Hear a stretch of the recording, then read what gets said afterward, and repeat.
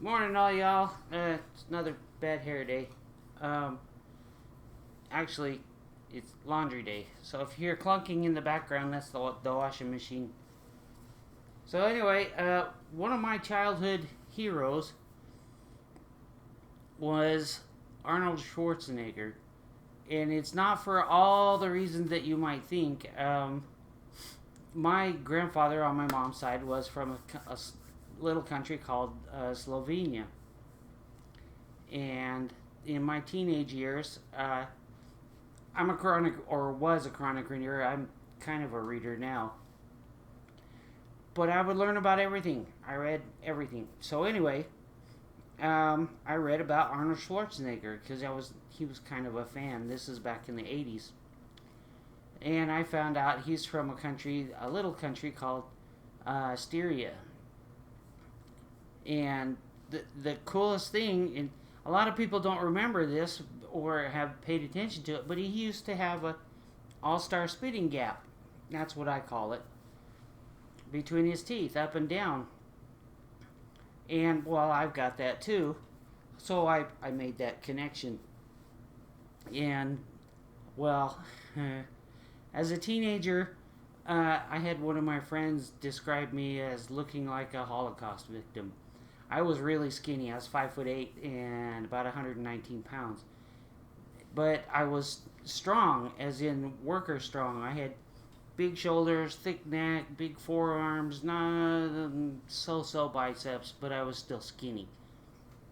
And that's just the way I was built. I think most Northern European men and boys are super skinny when they're young, and that's just a genetic trait of those classes or classes of human beings. So anyway, one of my childhood heroes was Arnold Schwarzenegger. I watched all his movies when they first came out. Like everybody watched Star Wars, I was watching, Conan the Barbarian, this, that, and the other.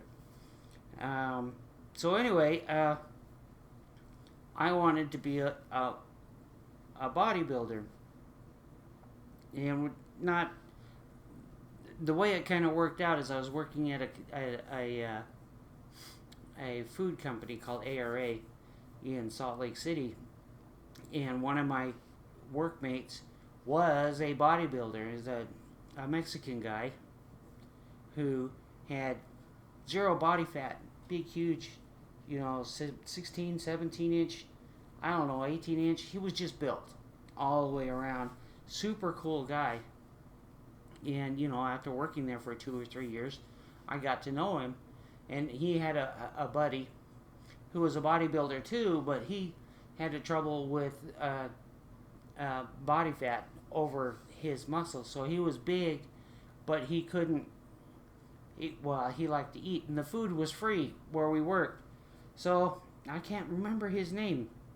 The other guy's name was Mike, and he had a Jeep, and he had the ego to fit being a bodybuilder. Well, he started dragging me over to Gold's Gym, and I was only 119 pounds.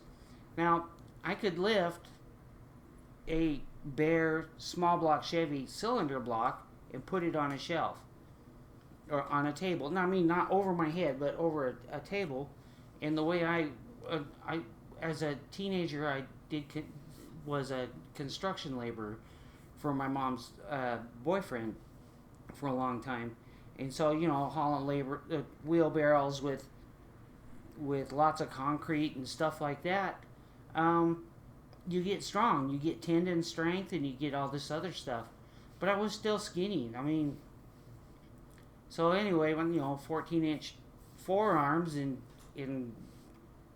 biceps to just match, but no peak or anything like that. And my muscles and my neck were a lot bigger and everything like that. So Mike started dragging me to Gold's Gym in Salt Lake City, and well, of course he was making money because he got a discount of some sort. But I signed up for I was going to make payments on a lifetime membership to Gold's Gym. I missed the last payment, so now I don't have my lifetime membership. But that's okay, because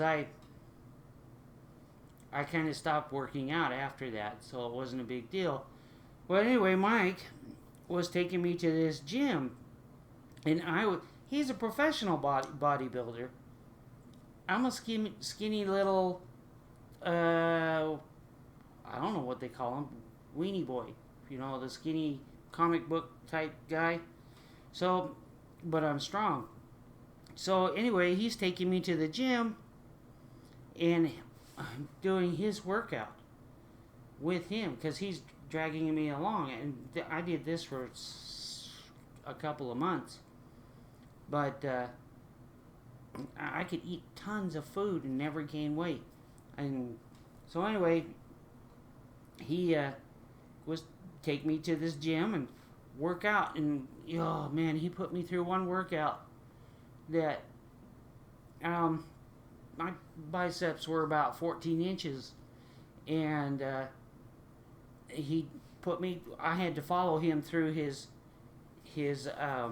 arm workout one day, and I felt fine afterwards. You know, I was tired.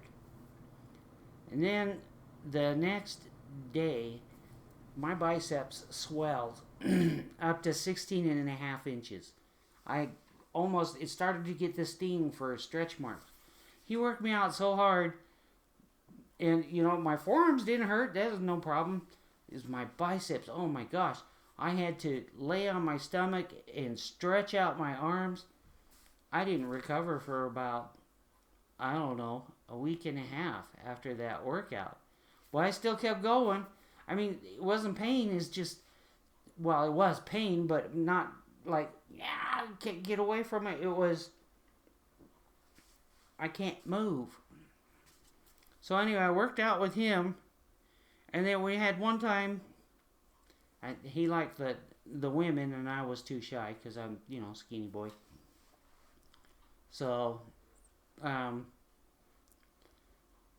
there was one time just to give you perspective. I don't know if it's heavy or not because I didn't get deeply into the culture, but he had me doing decline flies.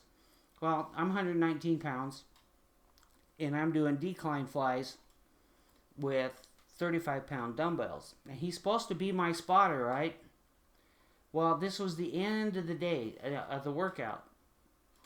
And, well, he got distracted by some hottie. Well, this arm ran out of glucose. That's the only way I can say. It was done. It ran out of glucose. He was looking at somebody else, and I dropped that dumbbell, 35-pound dumbbell, on my face. Now, I got a hard head, both ways that you can interpret that. So anyway, I dropped this 35-pound dumbbell on my face, and it hit me right across here. It was a glancing blow, and it split the skin on from my tear duct down to the nostril.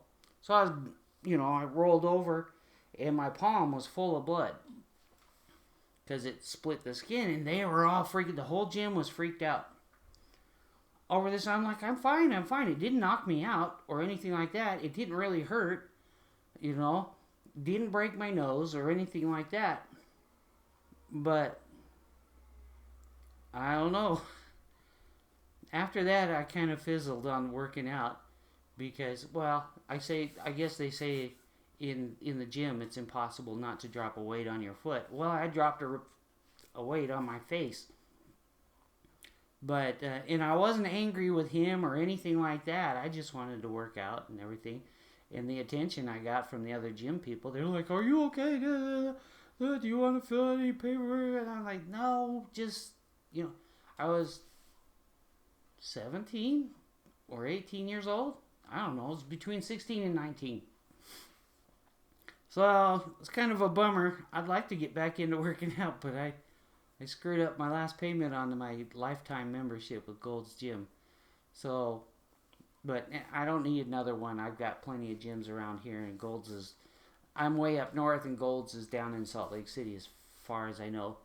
So it would be kind of pointless. And I got other stuff going on anyway. But anyway, my childhood hero was Arnold Schwarzenegger. And, you know, back in the 80s, I lived in an area called Cottonwood Heights in Salt Lake City. And it's southern Salt Lake City, but it's Cottonwood Heights. Arnold Schwarzenegger came to the Cottonwood Spa out there. And they had a spa out there with a hot tub and a jacuzzi. Well, jacuzzi and hot tub, same thing. And a sauna and the cold water tank and the swimming pool. And me and my friends were over there a lot during that time. Now, Arnold Schwarzenegger came to visit at the Cottonwood Spa in the 80s, and I had to work. So, I don't know how old I was, but I was doing manual labor stuff, wheelbarrows and stuff like that, and I missed him by that much, and I couldn't call in. You know, no cell phones back then. But that was the closest I came to meeting fame and glory, not for me, but Arnold Schwarzenegger. I don't care about his politics or anything like that. I was just a fan of him because, well, you know, he's from Styria, which is right next to Slovenia. He's got an all-star spitting gap, which is just like me, which means we could be cousins, and everything like that. But it got me motivated into working out. Now, I don't like to run because then my